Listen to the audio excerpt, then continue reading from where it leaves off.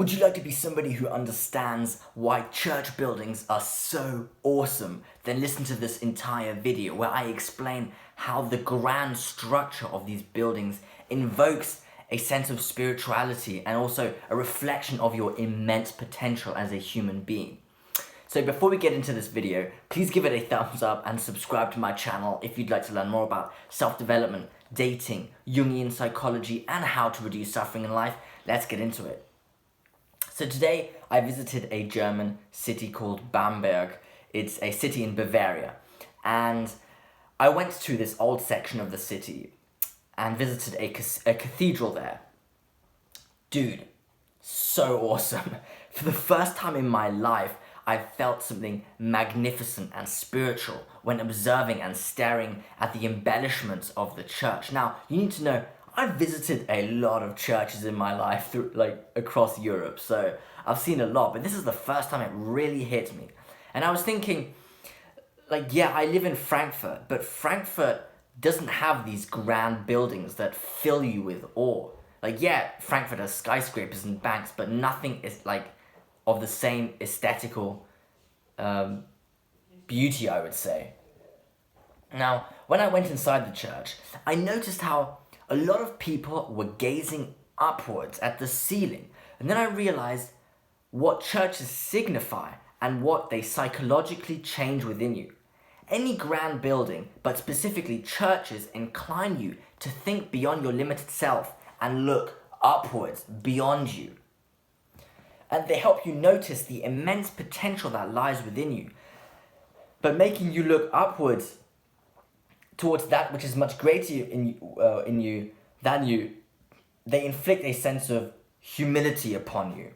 Not a sense of inferiority, like you're sort of insignificant. No. More a sense of that you are subjected to this divine structure in life.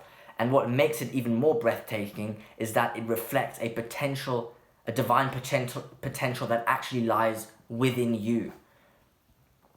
Because you must remind yourself that God was created in the image of man, or at least Jesus Christ, the embodiment, the human embodiment of the divine. And I believe the concept of God is really, it's an abstraction, it's a reflection of human nature. So the home of the divine, the churches, if you're going to make the home of the divine, you might as, that's why they're so magnificent, these churches. So the home of the divine are man-made and inhabit the divine potential of humanity. Therefore, churches are the embodiment of your own immense potential. And what came to my mind was that, damn, if you spend a lot of time around these beautiful, grand constructions, they probably invoke a spiritual change in your psyche. Because, very simply, if you're around these buildings more often, you more frequently are reminded of your ability to produce civilization-shifting creations. Whereas if you're only surrounded by mundane buildings with little beauty, or buildings that just don't embody the beauty of mankind, people aren't reminded of how awesome they are themselves or what they're capable of. And I think individuals nowadays could really use with some encouragement in that area. People need to be reminded that despite the high population of humanity, which some people think is all but a burden to the world, people need to know that they still have the potential to be a force for redeeming human civilization. That if they see the good and beauty that humans are capable of, then the shadows of humanity are put into place. The atrocities are no longer overpower everything else, and the beauty overpowers the shadows, the atrocities of human history, let's say, and humankind. And so just this potential good that humans are capable of, that people need to be reminded of that. And I think, because I know from Frankfurt, Frankfurt has it's a financial hub, and a lot of the buildings are very modern. But there's something about you can have a good looking modern building, but it still lacks, I would say, the beauty, something like that. Because I would say beauty is one measurement is maybe the amount of time and effort invested into creating something. If you go into some churches or you look at some sculptures or wooden sculptures even, and you see the detail, like these are like the intricacies, these ornate sculptures,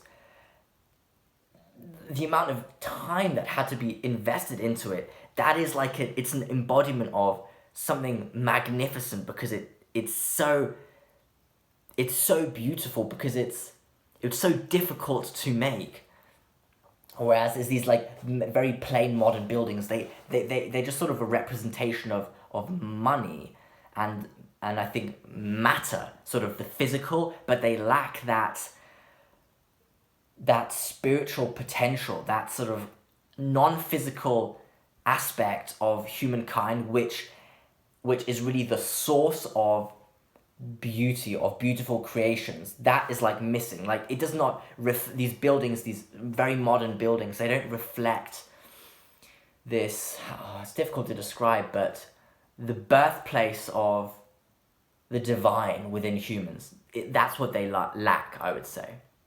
And I think it's an investment for society to invest in these beautiful buildings and at least restore them or maintain them, because I think the value it can deliver to people is it's immense, more than probably any other building could ever deliver to a human, I would say. So, in conclusion, churches are magnificent, grand buildings. Especially, I mean, some cathedrals are just monumental and colossal in size and beauty. And they are sort of, I mean, they're represented as the home of the divine, you know, that's where God, let's say, lives, something like that. And the thing is, you need to know that God, as well as these churches, are both sort of creations of humans in some sense. At least the concept of God, it's like a reflection of human nature. And when you understand that, you know, like, you see these buildings and you think, wow, I'm capable of this. And it like reminds you of that there is something divine out there, something like some objective structure of reality that is almighty, something like that. And it's just a reminder of that, and it's very humbling.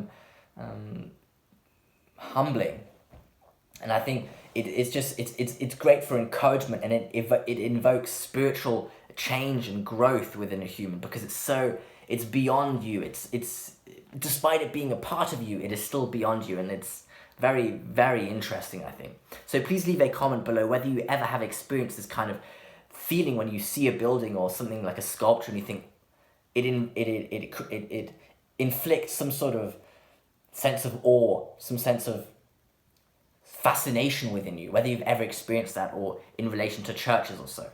So I hope you enjoyed this video and you were able to understand a little bit of where my perspective comes from, or my rationalization, my logical deduction of why churches are awesome, I would say, church buildings.